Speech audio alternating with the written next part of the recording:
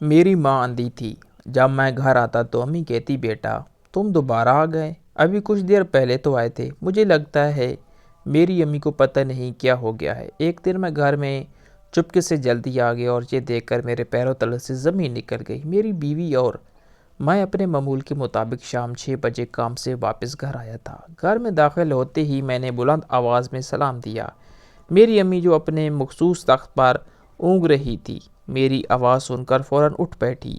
ان کے چہرے کے تاثرات دیکھ کر میں فوراً فکر مند ہو گیا۔ میں ان کے پاس جا کر بیٹھ گیا۔ میری ماں اندھی تھی، اس لیے میرا چہرہ ٹٹول کر دیکھنے لگی۔ مجھے وہ پہلے سے کمزور لگ رہی تھی۔ مجھے موجود پا کر وہ بولی، بیٹا خیریت تو ہے؟ اتنی جلدی واپس آ گئے، کیا کچھ بھول گئے ہو؟ امی کی بات سن کر میں انجبے سے ان کی جانب دیکھنے لگا۔ میں تو صبح 9 بجے کا گھر سے نکلا، اب واپس آیا تھا۔ میں امی کے پاس گیا اور ان کے ہاتھ پر بوسہ دے کر بولا، امی میں تو صبح کا ابھی گھر آیا ہوں۔ میری بات سن کر وہ چونکی اور جھٹ سے بولی، نہیں بیٹا، ابھی کوئی آدھا گھنٹہ پہلے تم یہی میرے پاس بیٹھ کر باتیں کرتے رہے تھے، پر شگفتہ سے بات کر کے تم کسی کام سے باہر نکل گئے۔ میں حیرت سے امی کو دیکھنے لگا، آخر وہ کہنا کیا چاہتی تھی۔ تبھی میری بیوی کچن سے کھانا لے کر باہر نکلی اور افسردگی سے کہنے لگی، یاسر آپ ہی سمجھائیں نہ اماں کو، میری تو بات ہی نہیں سنتی۔ دن سے ان کی منتیں کر رہی ہوں کھانا کھا لیں، مگر یہ بس انکار کیے جا رہی ہیں۔ اب بھی یہ تیسری بار ان کی پسند کا کھانا بنا کر لا رہی ہوں، اب آپ ہی انہیں سمجھائیں، بار بار بھول جاتی ہیں۔ کہتی ہیں تم نے کب مجھے کھانے کا پوچھا، وہ تو یاسر ہے جو مجھ سے کھانے کا پوچھ لیتا ہے، حالانکہ آپ تو اب آئے ہیں۔ بیوی کی بات سن کر میں نے سنجیدگی سے امی کو سمجھایا کہ امی وقت پر کھانا اور دوائیں کیوں نہیں کھاتی آپ؟ اتنی اچھی اور خیال رکھنے والی بہو آپ کو ملی ہے، اس کے باوجود آپ اپنا خیال نہیں رکھتی، نہ اسے رکھنے دے رہی ہیں۔ میری والدہ عمر رسیدہ ہو چکی تھی، اس لیے انہیں بھولنے کی عادت ہو چکی تھی۔ میری امی کچھ دیر کے لیے خاموش ہو گئی اور بولی کہ میرا دل تمہارے ہاتھوں سے کھانا کھانے کا چاہ رہا تھا، بس شاید اس لیے میں نے بہو کو انکار کر دیا ہوگا، مجھے یاد نہیں۔ امی کی بات سن کر میں مسکرایا اور انہیں کھانا کھلانے لگا۔ میری ماں کی آنکھوں کا نور ختم ہو چکا تھا، انہیں کچھ بھی نظر نہیں آتا تھا، مگر محسوس سب کچھ کر لیتی تھی۔ میرے ذہن میں امی کے وہی الفاظ چل رہے تھے، کیونکہ آج یہ تیسری دفعہ تھا جب امی نے مجھے ایسا کہا تھا، اس سے پہلے بھی ایسا ہو چکا تھا۔ مجھے سوچوں میں گم دیکھ کر میری بیوی پوچھنے لگی، تو میں نے اسے امی کی بات کے بارے میں بتایا۔ اس نے نظریں پھیر کر ایک سانس خارج کی اور بولی، یاسر آپ کے آنے سے پہلے وہ سو رہی تھی، عمر رسیدہ ہو گئی ہے، اب اماں نے جو خواب میں دیکھا ہوگا اسے ہی حقیقت سمجھ کر ایسا کہہ رہی ہوں گی۔ اب دیکھو نہ، خود ہی کہہ رہی ہیں کہ مجھے یاد نہیں کہ میں نے انہیں کھانے کا پوچھا ہے۔ بیوی کی بات پر اس پل میں سر ہلا گیا۔ اگلے روز جب میں گھر واپس آیا تو بہت ہی عجیب واقعہ پیش آیا۔ میری امی چھت کے اوپر سے نیچے اترنے والی سیڑھیوں کے قریب کھڑی تھی اور مجھے آوازیں دے کر کہہ رہی تھی، یاسر بیٹا میرے پیروں میں درد شروع ہو گیا ہے بیٹا، اور کتنی دیر مجھے کھڑا رکھنا ہوگا؟ شگفتہ بہو ذرا سہارا دے کر مجھے بستر تک لے جاؤ۔ یاسر پتہ نہیں کہاں چلا گیا، مجھے یہاں اکیلا چھوڑ کر۔ میرا دل حلق کو آ چکا تھا، اگر امی ایک بھی قدم مزید آگے بڑھاتی تو وہ سیڑھیوں سے نیچے گر سکتی تھی۔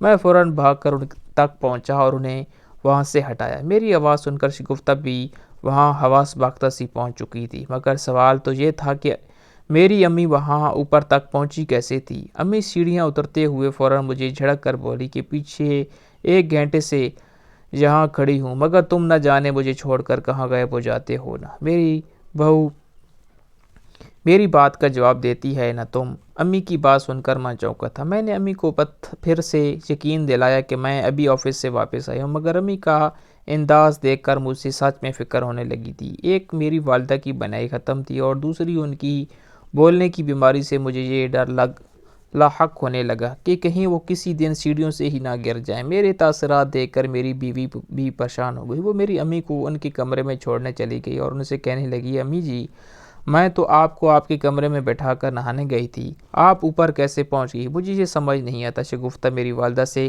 کہہ رہی تھی، اس کا مطلب شگفتہ کو علم نہ تھا۔ میری والدہ کہنے لگی، یہ یاسر ہی تو مجھے اپنے ساتھ چھت پر لے گیا تھا۔ میری والدہ کو نہ جانے کیا کیا نظر آتا رہتا تھا۔ شگفتہ انہیں کمرے میں چھوڑ کر پھر میرے پاس آ کر بولی، دیکھ لی اپنی امی کی حرکت آپ نے، اگر خدا نخواستہ اوپر سے گر جاتی تو میرے ذمہ الزام آتا کہ میں نے خیال نہیں رکھا۔ میں اس کی بات سن کر ماتھے پر انگلیاں مسلتا رہ گیا کہ میں اپنی والدہ کی اس بیماری کا علاج کرواؤں۔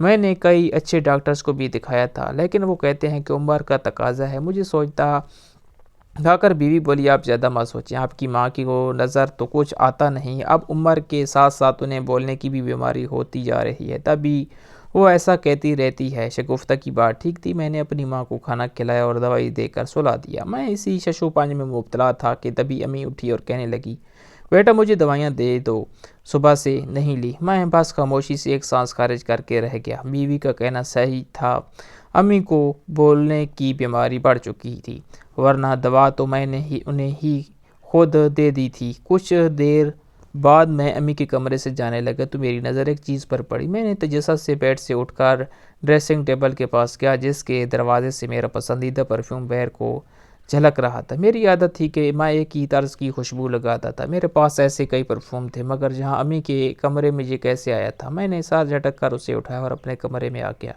2 دن یوں ہی گزر گئے۔ تیسرے دن میرے کام جلدی ختم ہو چکے تھے، میں خوشی خوشی گھر کے لیے روانہ ہو گیا۔ میں امی اور شگفتہ کو سرپرائز دینا چاہتا تھا۔ میں نے یہی سوچا تھا کہ آج کھانے کے بعد امی کو سلا کر شگفتہ کو باہر لے جاؤں گا، آئس کریم کھلاؤں گا۔ جب سے ہماری شادی ہوئی تھی وہ گن چکر بن کر رہ گئی تھی، ہم بہت کم ہی باہر جاتے تھے۔ شگفتہ بہت اچھی بیوی ثابت ہوئی تھی، اس نے آج تک مجھ سے شکوہ بھی نہیں کیا کہ میں اسے کیوں باہر نہیں لے کر جاتا۔ میں آتے ہوئے شگفتہ کے لیے گلاب اور کلیوں کے گجرے بھی لے آیا۔ ابھی میں گھر میں داخل ہوا ہی تھا کہ اندر سے کچھ آوازیں آنے لگیں، جنہیں سن کر میرے قدم ہی رک گئے۔ مجھے امی کا یہ رویہ سخت ناگوار گزرا تھا، وہ شگفتہ کو ڈانٹ رہی تھی، جبکہ شگفتہ خاموشی سے سر جھکائے ان کے سامنے کھڑی تھی۔ میں اندر داخل ہوا تو میری چاپ سن کر امی فوراً خاموش ہو گئی اور رونے لگی۔ روتے ہوئے بولی کہ تمہاری بیوی نے میرے ہاتھ جلا دیے ہیں یاسر، یہ دیکھو، میں نے اسے صرف اتنا کہا تھا کہ مجھے بھوک لگی ہے، کچھ کھانے کو دے دو، مگر اس نے میرے ہاتھ گرم استری پر رکھ دیے۔ امی رو رہی تھی، مگر مجھے اس وقت ان کی کسی بات کا کوئی اثر نہیں ہو رہا تھا۔ مجھے امی سے یہ امید ہرگز نہیں تھی۔ آدھا کھایا ہوا کھانا ان کے پاس پڑا تھا، کچھ کھانا داغ کی مانند ان کے کپڑوں پر ابھی بھی گرا ہوا تھا۔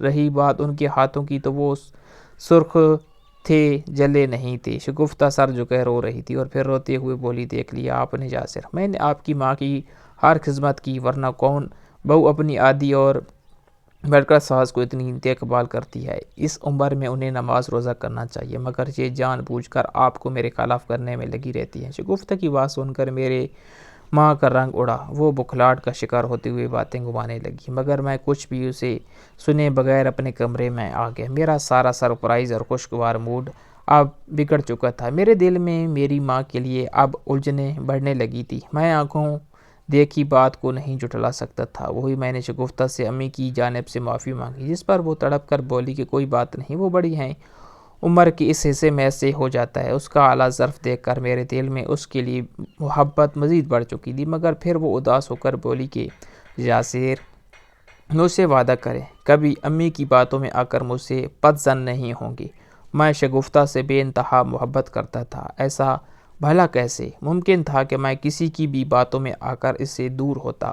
میں نے اسے یقین دلایا کہ ایسا کبھی نہیں ہوگا۔ میں اب امی سے بہت کم بات کرتا تھا، صبح باہر جانے سے پہلے مل کر چلا جاتا اور رات کو آ کر سرسری سی بات کر کے سو جایا کرتا، مگر ان کا اندازہ ابھی بھی وہی تھا جو مجھے اکثر سوچ میں ڈال دیا کرتا۔ اس شام بھی جب میں کام سے واپس گھر آیا تو میری امی مجھے گھر میں پا کر بولی کہ بیٹا تم اتنی جلدی لاہور سے واپس بھی آ گئے؟ امی کی بات پر میں چونکا اور مسکرا کر بولا کہ آج پھر آپ نے خواب دیکھ لیا ہے۔ میری سوال پر وہ خاموش ہو گئی اور پھر کچھ سوچتے ہوئے بولی، نہیں بیٹا، خواب تو نہیں تھا، میرے پاس بیٹھ کر بات کر رہے تھے شگفتہ سے کہ تم لاہور جا رہے ہو آج رات پھر، اور جیسے ہی لوٹو گے چند دنوں کے لیے شگفتہ کو لے کر گھومنے جاؤ گے۔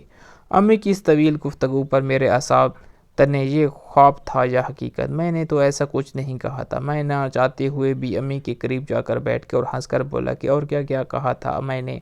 امی پھیکی سی مسکرائی اور بولی، طنز مت کرو بیٹا، جا کر آرام کرو، جانتی ہوں تم مجھ پر یقین نہیں کرو گے، مگر میرا مذاق مت اڑاؤ، آخر کو ماں ہوں تمہاری۔ امی کے الفاظ مجھ پر تیر کی طرح لگے تھے، میں کچھ کہنا چاہتا تھا مگر الفاظ منہ میں ہی دم توڑ گئے۔ میں بغیر کچھ بولے اپنے کمرے میں چلا گیا۔ میرے دماغ میں کئی خیالات نے جنم لینا شروع کیا تھا۔ میں اب تک کہانی کو ایک رخ سے دیکھ رہا تھا، کیا مجھے دوسرے رخ سے بھی پردہ ہٹانا چاہیے تھا؟ میں ابھی اسی سوچ میں گم ہو چکا تھا، ایک ہی شخص کو روزانہ ایک جیسا خواب بھلا کیسے آ سکتا ہے؟ کچھ تو گڑبڑ ضرور تھی۔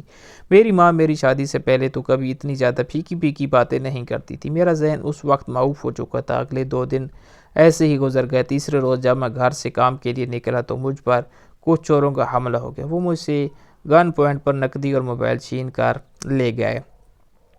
میرا دل بری طرح گھبراہٹ کا شکار ہو گیا۔ میں یوں ہی اداس سا شام کو گھر داخل ہوا تو امی سامنے اپنے مخصوص تخت پر لیٹی تھی۔ پیروں کی آہٹ پہچان کر انہیں اٹھ بیٹھی اور بولی، کون آیا ہے؟ یاسر، یہ تم ہو نا بیٹا، واپس کیوں آ گئے؟ امی کا وہی سوال اس بار میرا دماغ خراب کر چکا تھا۔ میرا دل پہلے ہی اپنے نقصان پر بجھا ہوا تھا، اس پر امی کے اس سوال نے مجھے غصے سے آگ بگولا کر دیا۔ میں نے میز پر پڑی تمام اشیاء کو زمین پر پٹک دیا اور اپنے بال مٹھی میں جکڑنے کے بعد امی کے سامنے ہاتھ جوڑ کر بولا کہ خدا کا واسطہ ہے بس بھی کر دیا کریں، تنگ آ گیا ہوں آپ کے ان سوالوں سے۔ آپ پوری طرح پاگل ہو چکی ہیں، ہر وقت میں آپ کو ہر جگہ نظر رہتا ہوں۔ آپ کے اس قسم کے بے تکے سوالوں نے میری زندگی عذاب بنا کر رکھ دی ہے۔ المختصر اس لمحے میرے منہ میں جو آیا میں بولتا چلا گیا۔ امی غیر مرئی نقطے پر نظریں مرکوز کیے ششدر سی بیٹھی رہ گئی۔ آنا فانا شگفتہ وہاں پہنچ گئی، مجھے اس قدر غصے میں دیکھ کر کہنے لگی، آپ کیوں اس لہجے میں امی سے بات کر رہے ہیں؟ جانتے تو ہیں کہ وہ بوڑھی ہو چکی ہے، ان کا کیا قصور ہے؟ میں نے کہا، میں تنگ آ گیا ہوں ان کے بے تکے سے سوالوں سے۔ شگفتہ مجھے اپنے کمرے میں لے آئی۔ میرے یوں چلانے سے میرا سانس پوری طرح سے پھول رہا تھا۔ کمرے میں آ کر میں لمبے لمبے سانس لینے لگا۔ بات آئی گئی ہوگی۔ ایک بار میں گھر میں داخل ہوا تو میری والدہ مجھے دیکھ کر اس بار کچھ نہیں بولی۔ شاید میرے کل والے رویے پر میں نے پہلی بار امی سے اس لہجے میں بات کی تھی۔ مجھے اپنی غلطی کا احساس ہوا تو میں ان سے معذرت کرنے لگا۔ انہوں نے اپنے دوپٹے کے پلو سے اپنی آنکھوں میں آنے والا جمع شدہ پانی صاف کیا، کہنے لگی، کوئی بات نہیں، تمہیں اپنی غلطی کا احساس ہو گیا، اچھی بات ہے۔ میرے دل کو عجیب سی بے چینی نے جکڑ لیا۔ میں نے آس پاس نظریں دوڑائی، میری بیوی کہاں تھی؟ کچن بھی خالی تھا۔ میں نے اسے کئی آوازیں دی مگر اس کا کوئی جواب نہ آیا۔ مجھے حیرانگی ہوئی تھی۔ تب بھی امی دیواروں کا سہارا لیتی میرے کمرے تک پہنچی اور بولی کہ بیٹا، شگفتہ تو اپنے میکے چلی گئی ہے، بھول گئے کیا؟ کچھ دیر پہلے تم خود ہی تو اسے لینے آئے تھے۔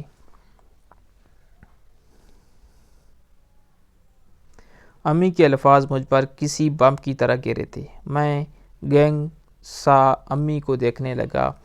میرا موبائل بھی چوری ہو چکا تھا، ورنہ فون کر کے شگفتہ سے پوچھ لیتا کہ وہ میکے جانے سے پہلے مجھ سے اجازت کیوں نہیں لے کر گئی۔ میں نے گھر میں موجود دوسرے موبائل سے شگفتہ کو کال ملی، جسے کچھ دیر بعد شگفتہ نے اٹھایا۔ میں نے اسے میکے جانے کی وجہ پوچھی تو وہ بولی کہ اس کی امی کی طبیعت شدید خراب تھی، اس لیے وہ فوراً اپنے میکے چلی گئی، اب 2-3 دن ہی وہی رہے گی۔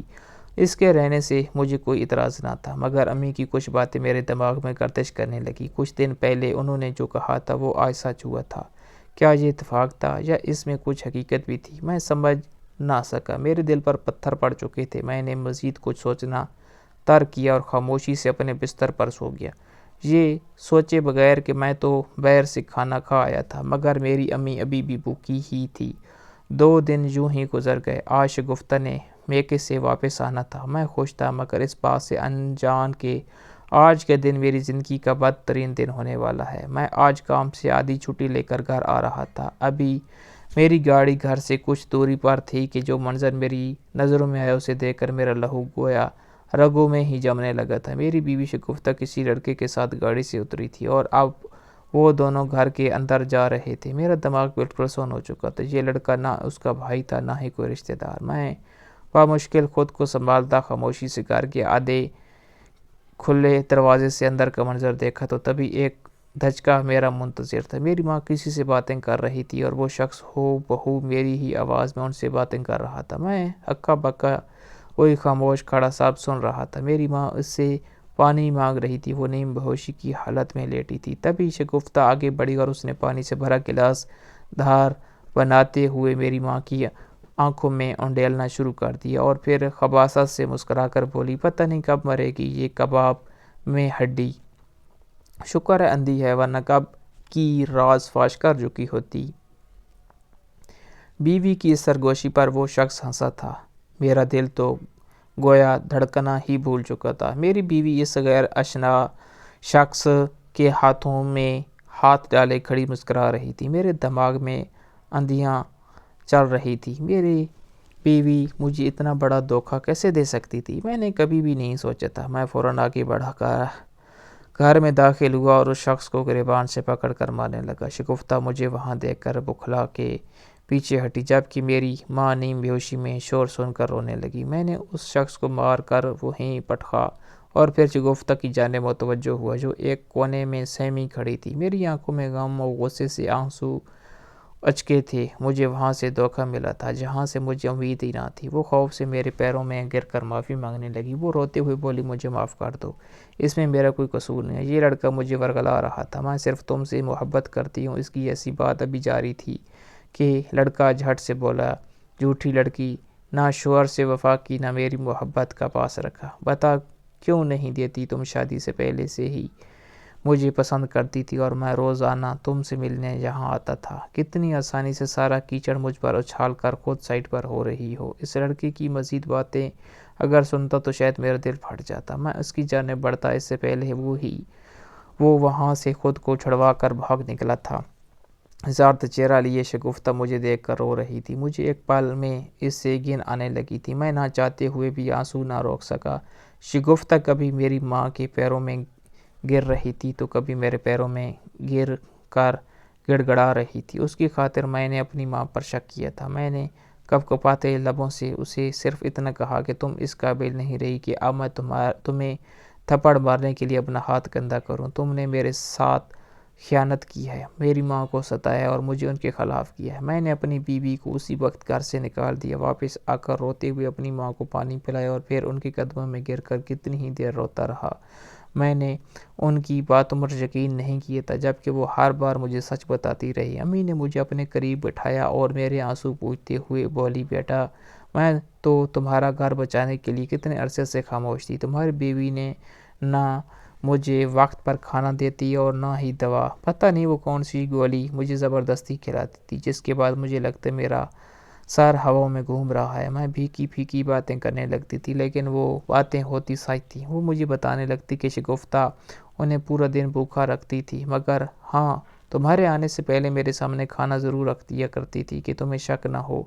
وہ شخص آوازیں نکالنے میں ماہر تھا، اس لیے میری آواز میری ماں کے سامنے نکال کر ان سے باتیں کرتا تھا۔ میری بیوی کے ساتھ بھی ہر قسم کے تعلقات قائم کر چکا تھا۔ میری ماں کو نیند کی دوا میری بیوی زبردستی کھلاتی تھی۔ میری ماں کا ہاتھ بھی اس نے جلایا تھا، لیکن اتنا نہیں کہ مجھے اس پر شک ہوتا۔ میری ماں رو رو کر ہر بات مجھے بتاتی رہی، پھر کہنے لگی، جانتے ہو بیٹا، مجھے تکلیف اس کے رویے سے نہیں، تمہاری بدسلوکی سے ہوتی تھی۔ وہ تو پرائی تھی مگر تم تو میرے بیٹے تھے، پھر بھی میرا دل دکھاتے رہے۔ امی کے نرمی سے بولے گئے یہ الفاظ میرا وجود جھنجھوڑ چکے تھے۔ میں دھاڑے مار مار کر رونے لگا اور ان سے معافی مانگنے لگا۔ وہ مجھے پھر سینے سے لگا گئی۔ چند دنوں میں ہی میں نے شگفتہ کو طلاق دے کر اس سے ہر رشتہ ختم کر دیا اور اپنی امی کو دیکھ بھال کے لیے ایک نرس کو رکھ لیا۔ شگفتہ سے بچھڑے مجھے کئی سال بیت چکے ہیں۔ امی کا کہنا ہے میں شادی کر لوں، مگر میرا دل کسی طور پر نہیں مانتا۔ میں نہیں چاہتا کہ ایک بار پھر میرے یا میری ماں کے ساتھ وہی کچھ ہو جو ماضی میں ہوا۔ اعتبار جب ختم ہو جائے تو وہ صرف ایک شخص سے نہیں بلکہ دنیا میں موجود سبھی لوگوں سے ختم ہو جاتا ہے۔ میرا عورت ذات پر یقین ہی اٹھ چکا تھا۔